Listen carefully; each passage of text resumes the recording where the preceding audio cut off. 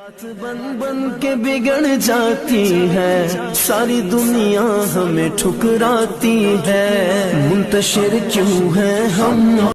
एक मौलवी साहब थे जो हिंदू और मुसलमानों में सब लोगों में हर दिल अजीज़ थे।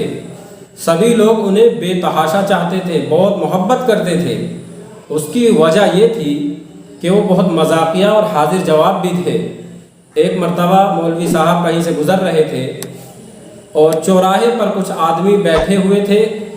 लोगों को मजाक सूझा। उनमें जो लोग बैठे हुए थे उनमें कुछ हिंदू भी थे और मुसलमान भी थे। तो सब लोगों ने मौलवी साहब को बुलाया और उनको बुलाकर कहा कि हज़रत, हम आपसे एक मसला मालूम करना चाहते हैं।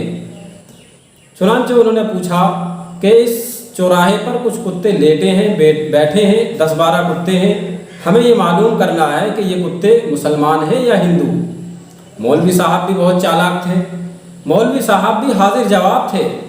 तो मौलवी साहब तो पहले से ही हाजिर जवाब होते हैं, फ़ौरन जवाब दे दिया और उसकी पहचान ये बता दी कि इसकी पहचान करना तो बड़ी आसान बात है कि इनके सामने यानी कुत्तों के सामने रोटी डालकर देखो, अगर सब कुत्ते मिलकर बैठकर खाएं तो समझो ये कुत्ते मुसलमान हैं, और अगर लड़ने लगे, झगड़ने लगे तो समझो ये कुत्ते हिंदू हैं।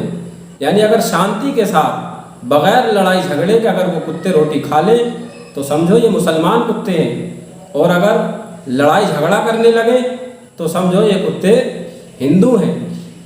तो इस वाक़े से हमें ये सबक मिला कि मोमिन और मुसलमान की सिफत इत्तिहाद और इत्तिफाक है। यानी आपस में मिलजुल कर रहना, आपस में इत्तिहाद और इत्तिफाक के साथ, मोहब्बत के साथ, प्यार और मोहब्बत के साथ मिलजुल कर रहने का नाम ये मुसलमान है, मुसलमानों की सिफत है। क्योंकि आका इनामदार जनाब मोहम्मद रसूलुल्लाह सल्लल्लाहु अलैहि वसल्लम ने इरशाद फरमाया कि ईमान वाले एक जिस्म की तरह हैं। अगर आँख में तकलीफ़ हो जाए तो सारे जिस्म को तकलीफ़ होती है। इसी तरह अगर सर में कोई तकलीफ़ हो जाए तो सारे जिस्म को तकलीफ़ होती है।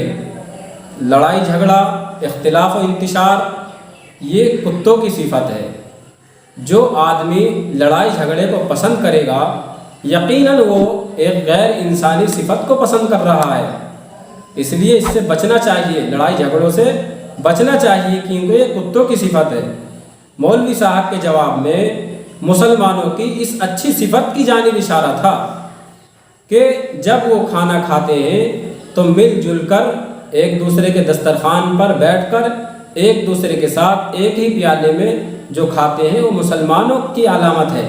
और जो अलग अलग बैठकर खाते हैं, कोई इधर खा रहा है, कोई उधर खा रहा है, कोई अपना उधर लेकर बैठ रहा है, ये मुसलमानों की सिफत नहीं, गैरों की सिफत है। लेकिन आज अफसोस के साथ कहा जाता है कि जो मुसलमानों की अलामतें थीं, मुसलमानों के अंदर जो सिफात होनी चाहिए थी, वो तो मुसलमानों के अंदर से वो सिफात निकल गई। गैरों ने उन अलामात को, उन सिफात को अपने अंदर ले लिया। दुआ करें कि अल्लाह रब्बुल इज़्ज़त हम सबको अमल की तौफीक अता फरमाए।